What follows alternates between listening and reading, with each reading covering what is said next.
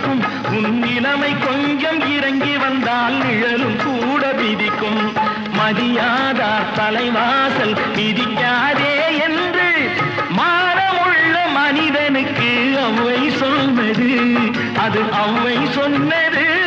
அதில் அர்த்தம் உள்ளது பரமசிவன் கழுத்தில் இருந்து பாம்பு கேட்டது கருடா சௌக்கியமா யாரும் இருக்கும் இடத்தில் இருந்து கொண்டார்